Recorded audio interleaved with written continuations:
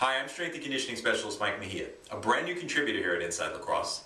And in this brief video, I'm going to show you the proper execution for the drills that are featured in my latest article, which deals with how to develop the appropriate base before rushing into plyometric training.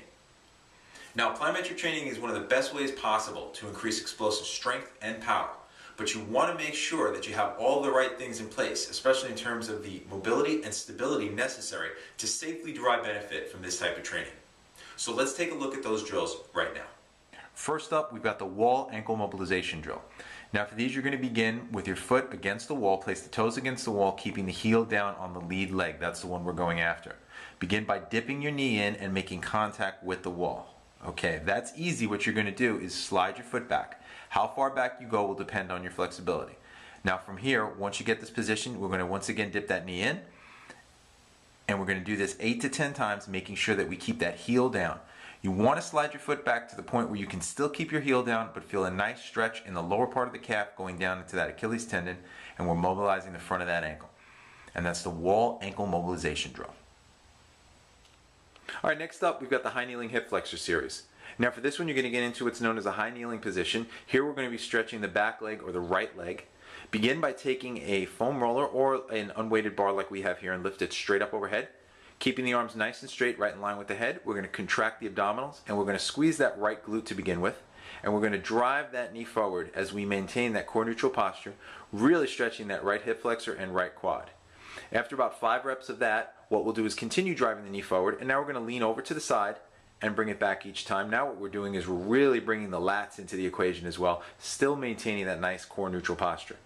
And then after about 5 of those, we're going to bring the arms down right in level with the chest, and we're going to rotate over that forward leg. Once again, making sure to hold that nice core neutral posture. And that's the high kneeling hip flexor series where we do 5 reps of each of the 3 motions. Next up, we've got forward leg swings to open up those hamstrings. Begin by standing in an upright position. We're going to be swinging the right leg here, so we're going to have a tiny bend in that left knee just to keep it soft. And now what we're going to do is begin slowly swinging that leg forward and back, getting a nice dynamic stretch in the hamstring when the leg goes forward, and getting a nice dynamic stretch in the quad and hip flexor as the leg goes back. Try to maintain a nice core neutral posture so you don't hyperextend the lower back too much. And those are leg swings, and they're going to really help to open up those hamstrings and those hips. In addition to forward leg swings, we've also got some side leg swings to help open up the groin and the hips. Here we're positioned with the hands against the wall. We're going to back the feet up slightly so you have room to swing that lead leg. And we're going to soften the right knee here and start swinging the left leg across the body. It's toe in when you come across your body and toe out when you open out and away. And once again, those would be 10 on each leg, and those are side leg swings. Our first strengthening drill is for the core as well as the upper body, and it's called a plank with elevation change. Here we get into a basic plank position. Now I want you to note the nice neutral spine posture, no sagging in the lower back and no poking the butt up in the air.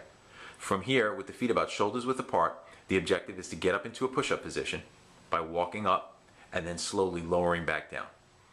Now the objective here is to keep those hips still and keep that core in neutral. What I'll usually tell my athletes on this drill is to pretend they have a glass of water sitting on their tailbone and try not to spill it. Take your time with this one, nice soft hand placements, and this one's the plank with elevation change, and make sure to go nice and easy each rep. Next up, we've got the overhead squat to help build total body strength, coordination, and mobility. Now for these, we're using an unweighted bar, but if you're good at them, feel free to use a light barbell as well. And here we're going to begin by putting the bar up on top of the head. We want to make sure we have the proper alignment. We're looking for a 90-degree bend there. So once we have that, we're going to lift that bar up overhead. Feet are about shoulders width apart, if not slightly wider. And the objective is to sit back into those hips, keeping the bar out of sight, and then driving up and through, getting at least into a parallel squat position. 1/1000 hold, and then coming up. Excellent form there. Let's also take a look at a parallel position. A little bit of a profile. Now what I want to see here is the hips breaking first and not the knees, really sitting back into those hips.